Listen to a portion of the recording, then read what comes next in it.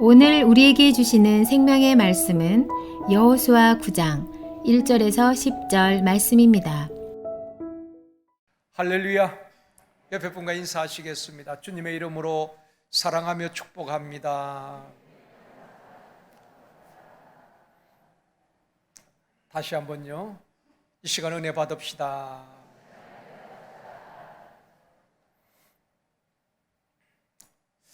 우리가 인생을 살면서 크고 작은 실수들을 하게 됩니다. 지금까지 실수가 한 번도 없었다라고 말하실 분은 없을 겁니다. 모세도 혈기로 인하여서 실수한 적이 있었고, 다윗도 한순간의 유혹에 넘어지고 실수하기도 했습니다. 예수님과 함께 죽을지언정 주님을 부인하지 않겠다고 큰 소리 쳤던 베드로도 예수님을 3번 부인하게 됩니다. 사람들은 크고 작은 실수를 하게 되는데, 여러분 어떤 면에서 실수를 가장 많이 합니까? 아마 말 때문에 실수할 때가 제일 많을 겁니다. 그래서 야고보서에 보면 이렇게 말씀하고 있습니다. 야고보서 3장 2절 말씀입니다. 같이 읽습니다. 우리가 다 실수가 많으니 만일 말에 실수가 없는 자라면 곧 온전한 사람이라. 우리가 다 실수가 많이 있지만 말에 실수가 없는 사람이라면 완전한 자라 할 만큼 우리가 살아가면서 말 때문에 실수를 할 때가 참 많이 있다는 것입니다. 말 한마디에 상처를 받기도 하고, 말 한마디에 마음의 아픔을 겪기도 하고, 또 말 한마디로 인하여서 힘이 나고 살아갈 용기가 생기기도 하는 것입니다. 말의 위력이 얼마나 대단한지 모릅니다. 하나님께서 우리에게 말의 권세를 주신 것입니다. 다윗도 고백하기를 내가 내 입에 재갈을 먹이리라, 그렇게 고백을 하고 있습니다. 시편 141편 3절에서도 다윗은 이렇게 고백합니다. 같이 읽겠습니다. 여호와여 내 입에 파수꾼을 세우시고 내 입술의 문을 지키소서. 다윗은 하나님 앞에 말로 인하여서 실수하지 아니하도록 내 입에 파수꾼을 세우시고 내 입술의 문을 지켜달라고 기도하고 있는 것입니다. 사랑하는 성도 여러분, 말로 인한 실수를 줄이고 누구에게나 선한 말을 하고 덕을 세우는 말을 하고 듣는 사람에게 은혜를 끼치게 말하며 우리의 입술이 복음을 전하는 복된 입술이 되어지기를 주님의 이름으로 축원합니다. 오늘 본문 말씀은 이스라엘 백성들이 가나안 땅을 정복해 가는 과정에 일어난 일입니다. 이스라엘 백성들이 가나안 땅을 완전히 정복할 때까지는 7년 정도 걸렸습니다. 그런데 여호수아가 가나안 땅을 정복하는 과정에 있어서 2번의 큰 실수를 하게 됩니다. 첫 번째 실수는 아이성에서 패배함을 겪는 실수를 겪게 되어지고, 또 한 실수는 오늘 본문에 나오는 기브온 족속과 화친 조약을 맺는 실수를 하게 되는 것입니다. 먼저 아이성을 정복할 때에 여호수아는 여호와께 묻지 아니하고 하나님께서 어떻게 하라고 말씀하지 않았음에도 불구하고 정탐꾼의 말을 듣고 3,000명의 군사를 아이성에 올려보냈다가 큰 패배를 하게 되는 것입니다. 요단강 앞에서 또 여리고를 정복할 때는 하나님께서 말씀을 하셨습니다. 어떻게 하라고. 그 말씀대로 순종할 때에 요단강이 갈라지고 여리고성이 무너지는 기적을 체험하게 되었습니다. 그런데 아이성에서는 하나님의 말씀이 임하기 전에 여호수아가 사람의 말을 듣고 군대를 움직였다가 참패를 당했다는 것입니다. 또 하나는 오늘 본문의 기브온 사절단에 속아서 화친 조약을 맺게 된 사건입니다. 오늘 본문 뒷부분에 보면은 여호수아 9장 14절 15절에 이렇게 말씀합니다. 같이 읽습니다. 어떻게 할지를 여호와께 묻지 아니하고 여호수아가 곧 그들과 화친하여 그들을 살리리라는 조약을 맺고 회중 족장들이 그들에게 맹세하였더라. 어떻게 할지 여호와께 묻지 아니하고 기브온 족속과 화친을 맺었다는 것입니다. 이 두 가지 사건에서 여호수아가 어떤 면에서 실수했는가 하면은 여호와께 묻지 아니하고 먼저 행동했다는 것입니다. 우리도 살면서 그럴 때가 참 많이 있잖아요. 하나님께 기도했는데 금방 응답이 없습니다. 그래서 내 계획대로 내 생각대로 일을 했습니다. 사업을 한다든지 어떤 일을 했는데 그 일이 잘 되면 좋지만은 또 잘못되어질 때도 얼마나 많이 있습니까? 여호수아의 실수에 대해서 성경은 이렇게 지적하고 있습니다. 여호와께 묻지 아니하였다. 그리고 자기가 먼저 행동함으로 실수를 하게 된 것입니다. 우리가 실수하지 않기 위해서는 영적 분별력이 있어야 하는 것입니다.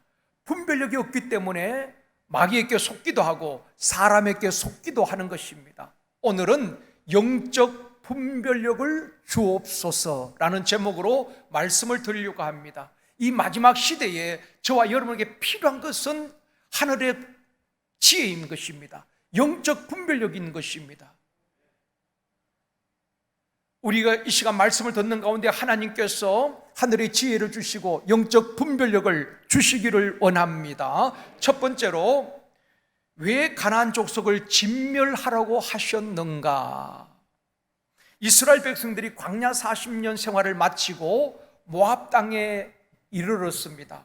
모압 평지에서 바라보면은 가나안 땅이 다 보이지요. 요단강이 보이고 여리고가 보이는 것입니다. 그 모압 평지에서 광야 지도자 모세가 이스라엘 백성들에게 마지막 고별 설교를 합니다. 너희들이 가나안 땅에 들어가서 가나안 땅을 정복할 때에 어떻게 하라고 하나님의 말씀을 백성들에게 알려줍니다.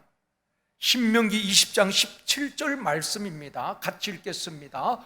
곧 헷 족속과 아모리 족속과 가나안 족속과 브리스 족속과 히위 족속과 여부스 족속을 내가 진멸하되 내 하나님 여호와께서 내게 명령하신 대로 하라. 모세가 이스라엘 백성들에게 가나안 땅에 들어가면 그 원주민들, 아모리 족속, 가나안 족속, 브리스 족속, 히위 족속, 여부스 족속을 다 진멸하라는 것입니다. 하나님께서 명령하신 대로 하라는 것입니다. 여기서 우리가 한 가지 의문점이 있습니다. 하나님은 사랑의 하나님이시잖아요. 하나님은 생명을 귀하게 여기신 분이십니다. 그런데 가나안 땅을 정복할 때 가나안 원주민들을 다 진멸하라는 것입니다. 젖먹이 아이에서부터 장년의 이르까지 그 가나안 족속들을 다 죽이라는 것입니다. 하나님이 왜 이렇게 잔인하게 사람을 더 죽이라고 하실까? 의문점이 생기잖아요. 그런데 그 답을 그 다음 절 18절에서 말씀해 주고 있습니다. 같이 읽겠습니다.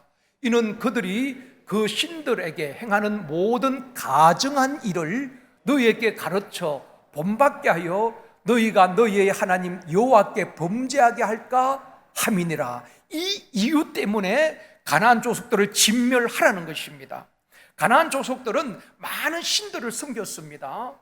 그리고 그들에게 보이는 신, 우상을 만들어서 그 우상이 다산을 주고 또 곡식을 풍요롭게 하고 비를 준다라고 믿었던 것입니다.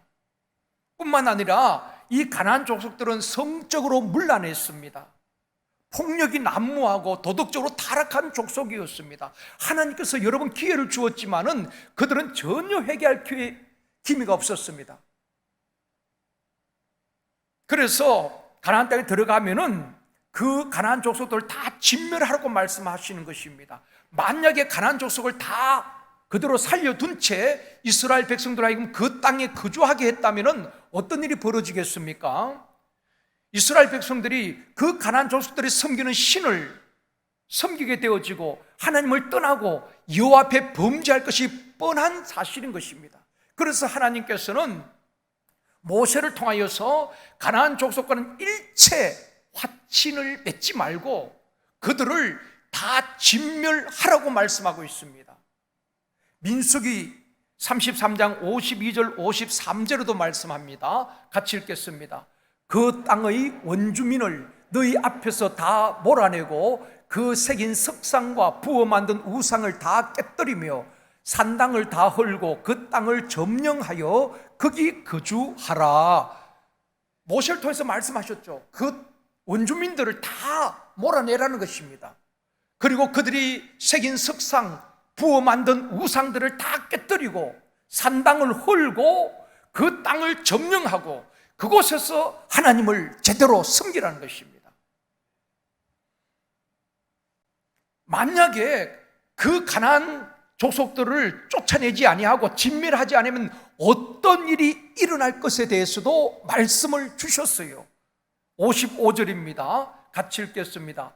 너희가 만일 그 땅의 원주민을 너희 앞에서 몰아내지 아니하면 너희가 남겨둔 자들이 너희의 눈에 가시와 너희의 옆구리에 찌르는 것이 되어 너희가 거주하는 땅에서 너희를 괴롭게 할 것이요. 만일 너희들이 하나님의 명령을 거역하고 원주민들을 쫓아내지 아니하면은 결국 남겨진 그들이 너희 눈에 가시가 되고 옆구리를 찌르는 가시가 될 것이다. 너희를 괴롭게 할 것이다. 근데 그것이 나중에 보면은 현실이 되었죠. 그 기본 민족을 쫓아내지 않았을 때에 사사기에 보면은 그들이 계속해서 이스라엘 백성들을 찌르고 괴롭히는 그런 역할을 하게 되는 것입니다. 그래서 하나님께서는 그 가나안 족속을 다 진멸하고 그 땅을 차지하라고 말씀을 하고 있는 것입니다. 신약 성경에도 보면은 바울이 고린도 교회 성도들에게 권면한 말씀이 무엇입니까? 너희는 믿지 않는 자와 멍에를 함께 매지 말라고 했습니다. 왜 그런 말씀을 하셨을까요? 여러분, 미끄럼틀에서 위에 있는 사람을 밑으로 끌어내리기가 쉬울까요? 아니면 밑에 있는 사람을 위로 끌어올리기가 쉬울까요? 위에 있는 사람을 끌어내기가 훨씬 더 쉽습니다.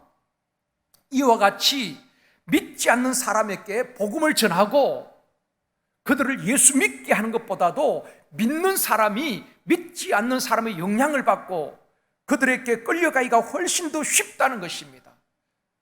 그러므로 세상을 리드하는 그리스도인들이 되기 위하여서는 말씀과 기도와 성령으로 충만해야 되는 것입니다. 여러분, 우리 자녀들을 한번 보십시오. 목사의 가정에서, 장로님의 가정에서, 그렇게 기도하는 권사님의 가정에서, 그렇게 믿음 좋은 집안에서 자녀들을 한번 보십시오. 고등학교까지는 그래도 열심히 교회를 다녔습니다. 그런데 대학에 진학하고 군에 갔다 오고 결혼하고 자녀들이 믿음을 잃어버린 경우가 얼마나 많은지 모릅니다. 그들이 세상에서 사람들을 변화시키고 예수 믿게 하는 복음의 증인된 삶을 사는 것이 아니라 오히려 세상에 동화가 되어버리고 오히려 세상적으로 변화된 우리 자녀들이 얼마나 많이 있습니까? 그것 때문에 힘들어하고 기도하는 많은 분들이 있습니다. 이처럼 우리가 세상을 변화시키기보다도 우리가 세상으로 변화될 가능성이 훨씬 더 많은 것입니다. 그래서 하나님께서 이스라엘 백성들에게 가나안 땅에 들어가면 원주민들 다 몰아내고 진멸하고 그 땅을 정복하고 그곳에서 하나님을 예배하라는 것입니다. 하나님께서 이렇게 말씀하신 것은 이스라엘 백성들을 보호하기 위해서 그런 것입니다. 그렇다고 해서 믿지 않는 사람을 멀리하고 배척하고 배타적인 삶을 살라는 말씀이 아닙니다. 여러분, 하나님 말씀 우리가 오해하면 안 되는 것입니다. 아하, 믿지 않는 사람과는 멍에를 함께 할 수는 안 되는구나. 직장에서도 믿지 않는 사람 멀리해야 되겠구나. 그런 말씀이 아닙니다. 우리 신앙인의 현주소는 어디입니까? 세상인 것입니다. 그래서 주님께서 너희는 세상의 빛이요 세상의 소금이라고 말하고 있는 것입니다. 우리는 썩어져가는 세상 가운데서 세상이 부패했다고 욕할 것이 아니라 그 가운데서 소금처럼 썩지 아니하며 변화시키는 역할을 해야 되는 것입니다. 세상이 어두워져 간다고 죄가 관영하다고 탄식만 하고 있을 것이 아니라 그 죄악이 관영한 노아 시대에도 노아는 하나님과 동행했다고 말씀하고 있습니다. 죄악이 관영한 어두워져가는 시대에 우리는 빛으로 세상의 빛을 비춰야 되는 것입니다. 이것이 그리스도인들의 사명이 아니겠습니까? 세상이 부패했다고 어두워졌다고 우리가 탄식할 것이 아니라 우리가 시대적인 사명을 어떻게 감당해야 될 것인가?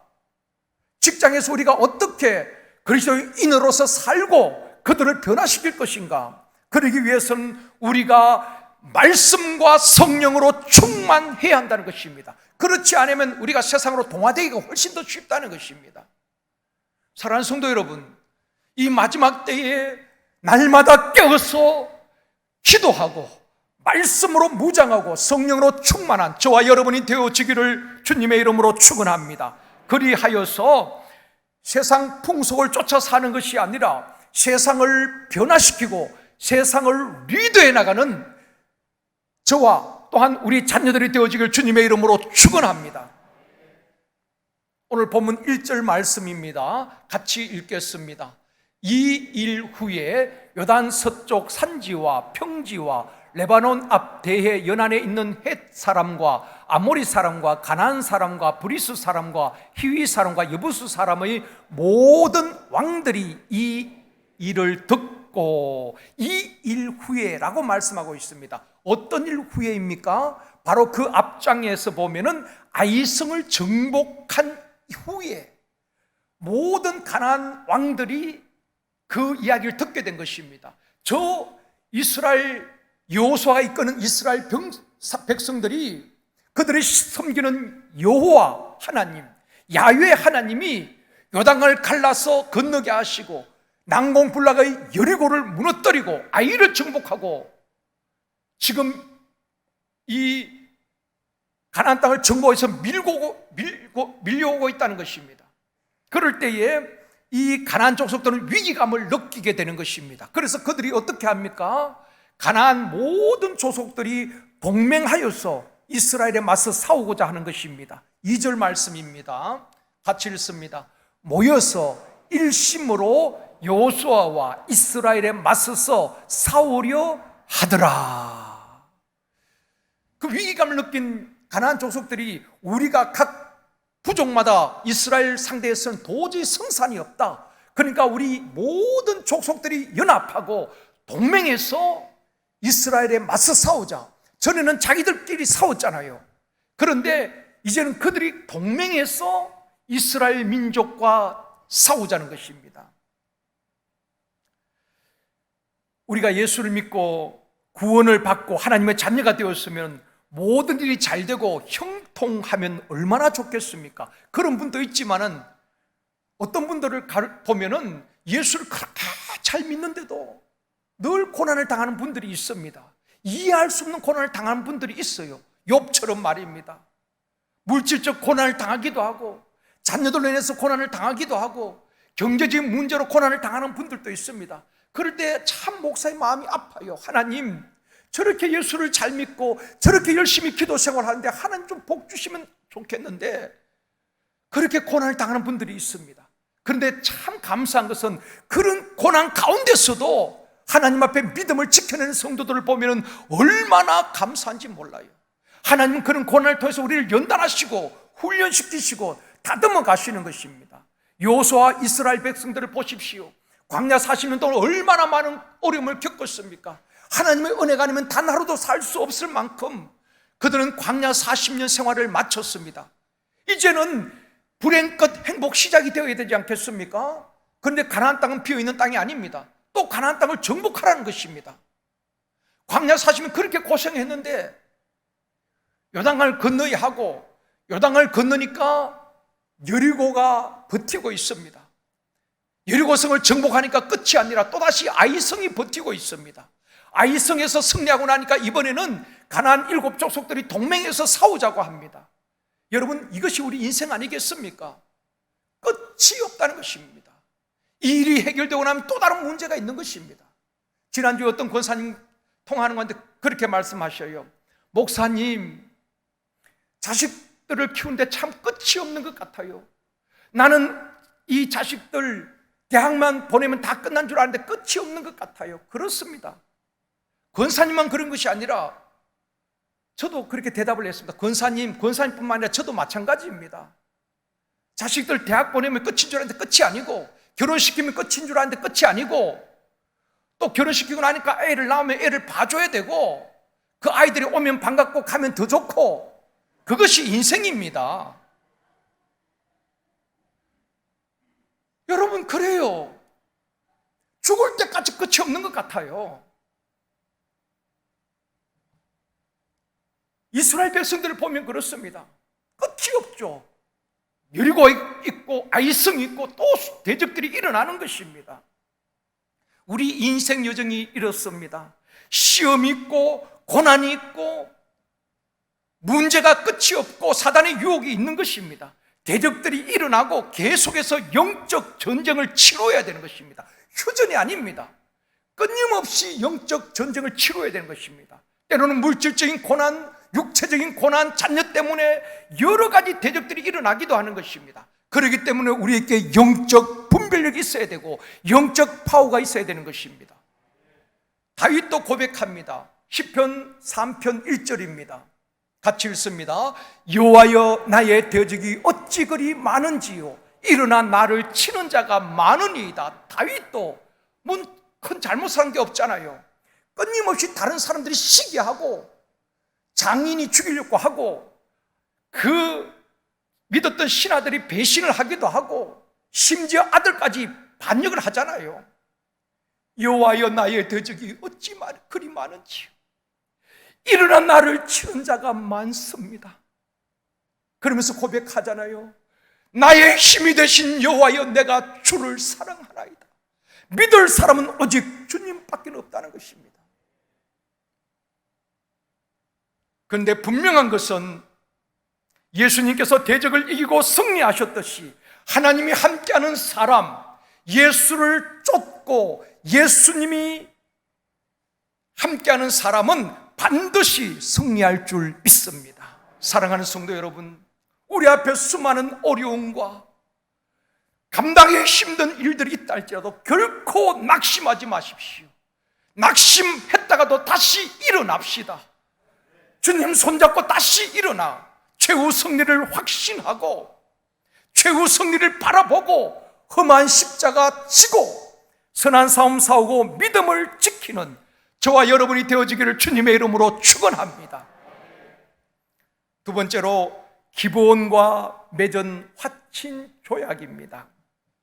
가나안 족속들이 연합해서 이스라엘과 싸우고자 하는데 그때의 한 족속이, 기브온 족속이 살 길을 찾아보자, 그렇게 이야기하게 되는 것입니다. 기브온 사람들의 판단과 선택인데요, 3절 말씀입니다. 같이 읽습니다. 기브온 주민들이 여호수아가 여리고와 아이에 행한 일을 듣고, 가나안 왕들도 들었듯이 이 기브온 주민들이 여호수아와 이스라엘 백성들이 여리고를 점령하고 아이에서 승리하고 지금 계속 밀고 들어오고 있다는 것을, 그 이야기를 듣게 된 것입니다. 그러면서 그 이스라엘 백성들이 믿는 하나님이, 야훼 하나님이 요단을 건너게 하고 난공불락의 여리고성을 무너뜨리고 아이성을 정복했다는 그 이야기를 듣고 우리가 하나님을 대적해서 결코 이길 수가 없다, 그러니까 투항하자라고 한 민족이 기브온 민족입니다. 기브온 부족이에요. 지금 가나안에서 모든 족속들이 연합군을 만들어서 이스라엘에 맞서 싸우자고 하는데 이 기브온 족속만은 투항하자는 것입니다.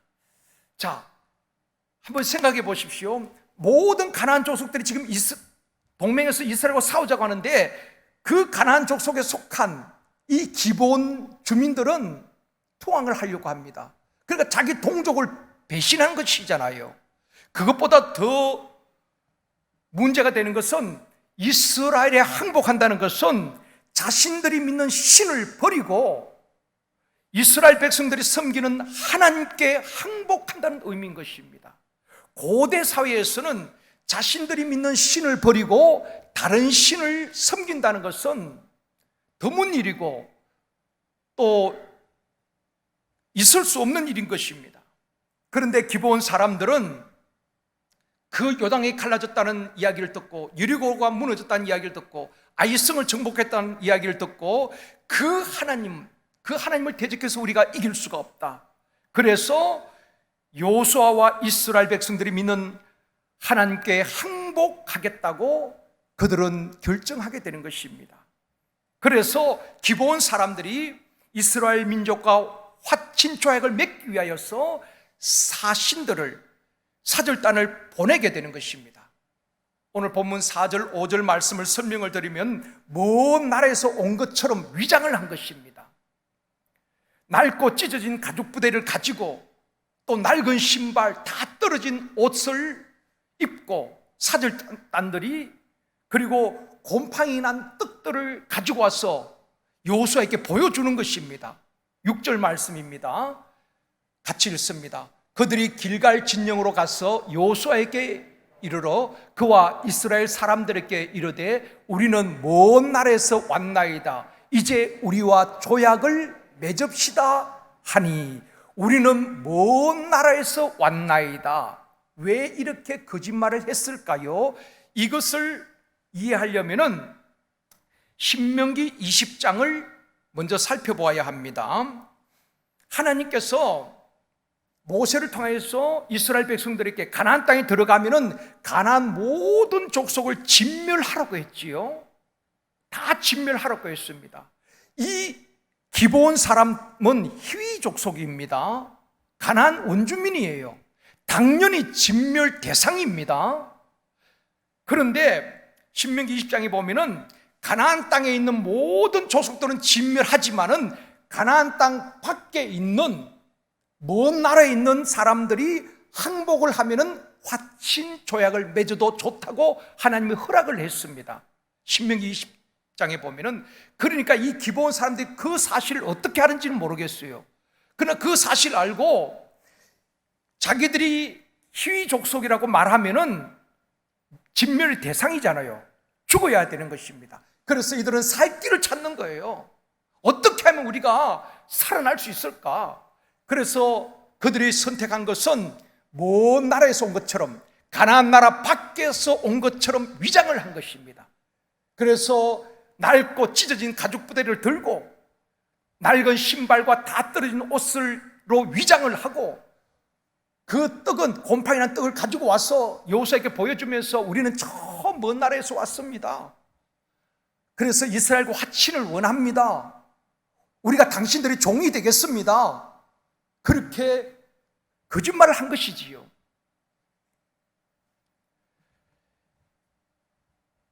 이처럼 기브온 사람들은 살 길을 찾아서 먼 나라에서 온 것처럼 친밀하게 준비를 하게 된 것입니다. 여기서 이제 여호수아와 이스라엘 사람들은 속게 되지요. 여호수아는 기브온 사람과 화친 조약을 맺게 되는 것입니다. 그런데 성경에서는 이렇게 말합니다. 여호와께 묻지 않았다. 어떻게 해야 될지 여호와께 묻지 않았다고 지적을 하고 있는 것입니다.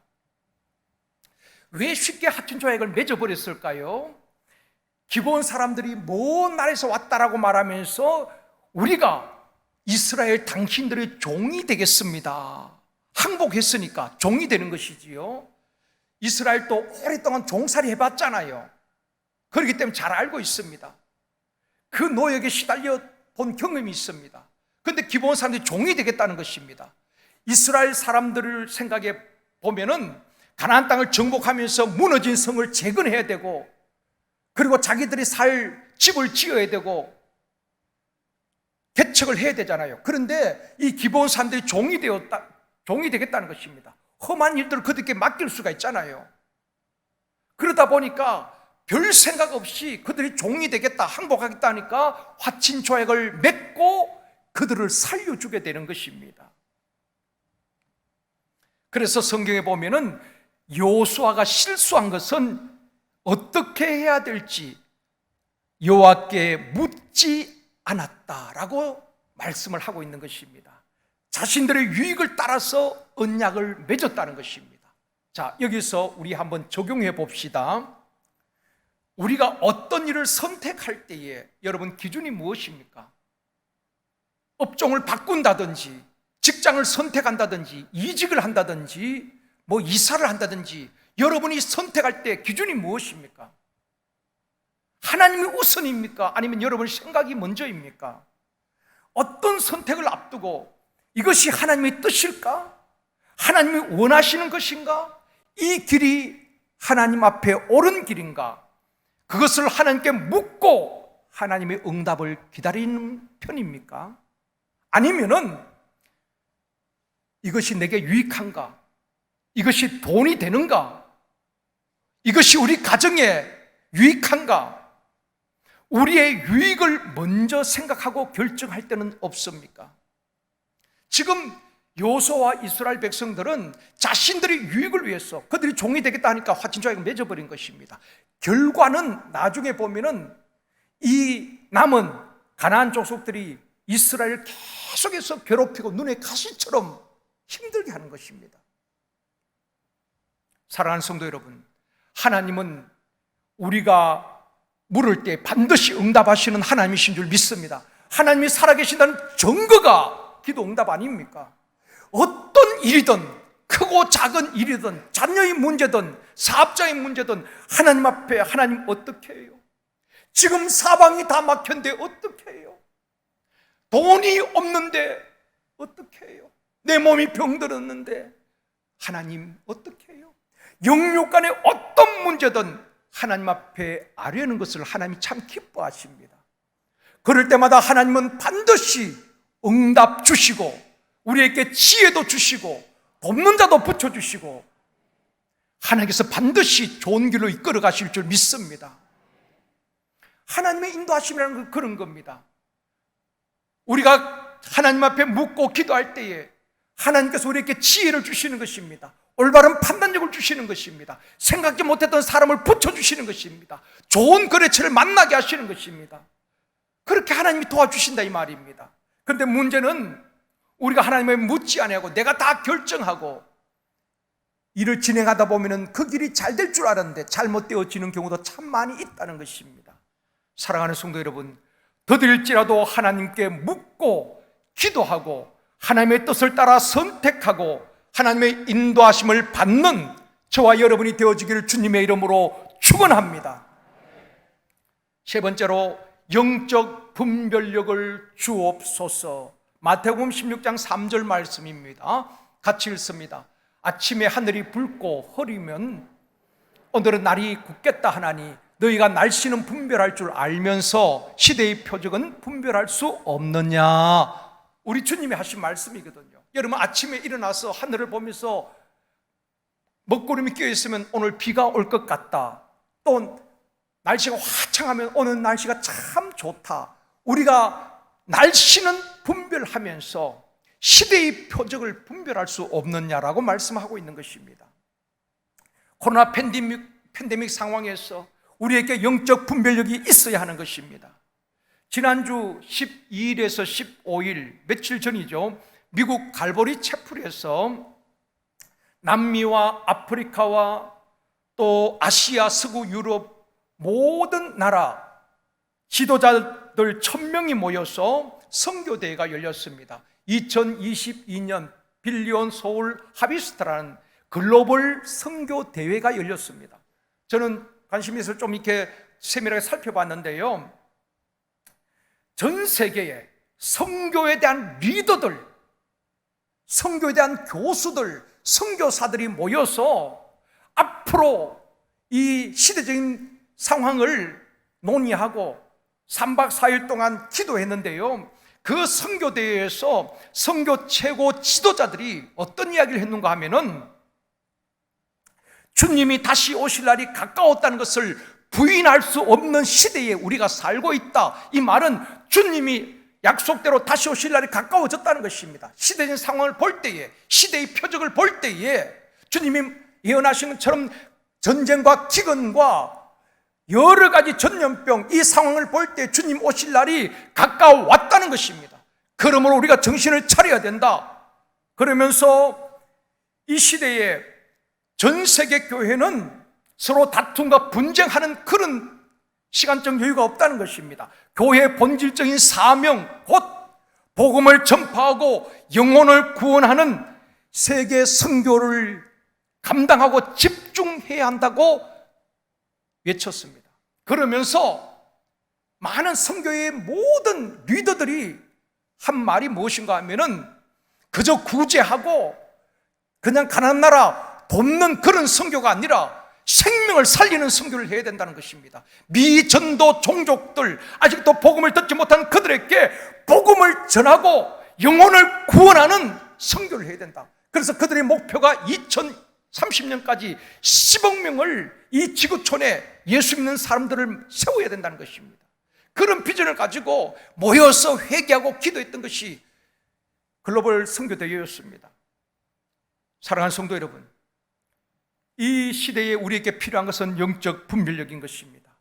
분별력이 없기 때문에 마귀에게 속고 이단에게 속아 넘어가는 것 아니겠습니까? 분별력이 없기 때문에 사기당하는 것 아니겠습니까?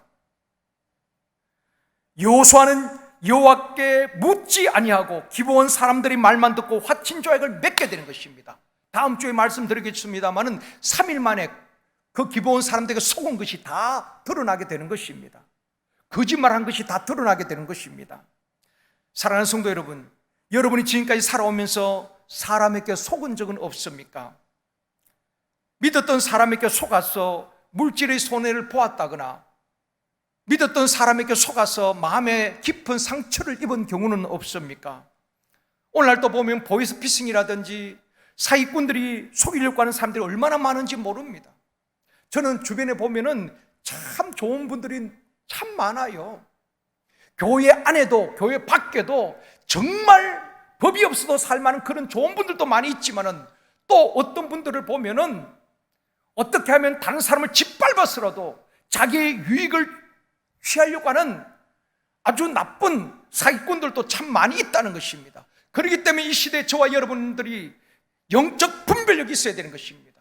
마귀의 역사인지 성령의 역사인지 나를 돕기 위해서 접근하는 사람인지 사기꾼인지 분별할 수 있는 영적 눈이 열려지기를 원합니다.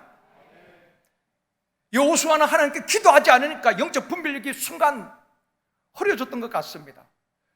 자기들의 유익을 따라서 화친 조약을 맺고 그들을 살려주게 되는 것입니다. 문제는 시간이 지난 다음에 그들이 이스라엘 족속들을 참 힘들게 했다는 것입니다. 마귀는 거짓의 아비요 거짓말쟁이라고 했습니다. 하와를 속이고 아간을 속이고 가룟유다를 속이고 거짓말하게 만들고 결국 그들을 죽이고 멸망시킨 것이 마귀입니다. 여러분, 우리를 속일 때에 마귀는 사람을 통해서 우리를 속입니다. 광명한 천사같이 접근하고 우리를 넘어뜨린다 이 말입니다. 마귀가 시커먼 옷을 입고 나타나서 우리를 유혹하고 넘어뜨린 거 아닙니다.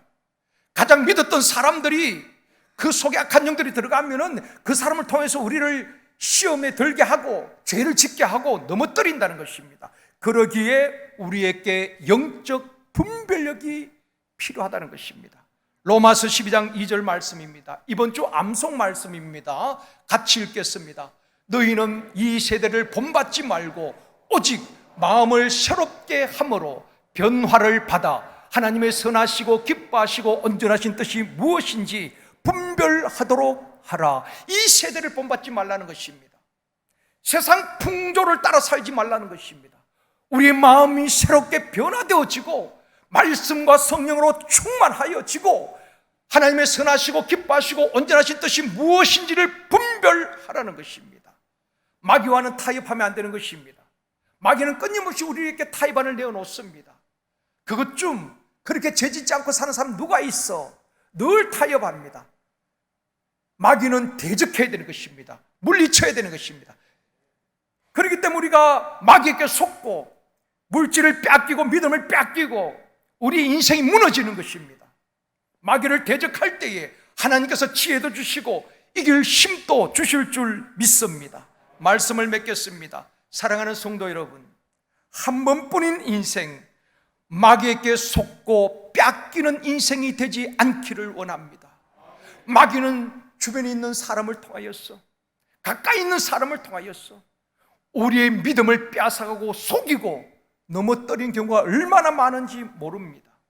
그러므로 하나님께 묻고 지금 사방이 막혀도 너무 힘들고 어려워도 물질로 고난을 당하고 육체적인 질병으로 고난당할지라도 힘든 상황에서도 믿음을 부여잡고 하나님의 때를 기다리면서 묻고 기도하며 시대를 분별할 수 있기를 원합니다.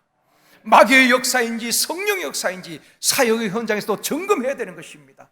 여러분, 우리 사역의 현장에 성령님만 역사하는 것이 아닙니다. 은혜가 있는 곳에 마귀도 역사하는 것입니다. 마귀는 광명한 천사같이 교묘하게 그 교회 안에 들어와서 교회를 완전히 흔들어 놓은 교회가 얼마나 많이 있습니까? 마귀에게 속아서 한국 교회가 얼마나 힘든 시간들을 보내고 있는 교회들이 많이 있는지 모릅니다. 분쟁과 다툼과 분열이 얼마나 있는지 모릅니다. 이런 때 우리가 마귀에 속지 않도록 영적 분별력을 가지고 마귀를 대적하고 교회를 지켜내고 하나님 주신 모든 사역을 잘 감당하였어 교회도 승리하고 가정도 승리하고 여러분의 자녀들도 승리하고 하나님 앞에 승리의 영광을 올려드리고 최후 승리 없는 저와 여러분이 되어지기를 주님의 이름으로 축원합니다. 그 일을 감당하기 위해서 하나님께서 우리에게 영적 분별력을 주시고 우리는 말씀과 성령의 능력으로 충만하기를 원합니다. 그래서 제가 늘 강조하는 것이 기도인 것입니다. 수요 도기도 금요 기도에도 나와서 함께 기도해야지 영적 눈이 열려지고 영적 분별력이 생기는 것입니다. 영적으로 캄캄하고 어두운 밤길을 헤매는 자가 되지 않기를 원합니다. 우리 모두가 하나님 주시는 지혜와 영적 분별력으로 시대를 분별하고 승리할 수 있기를 주님의 이름으로 축원합니다.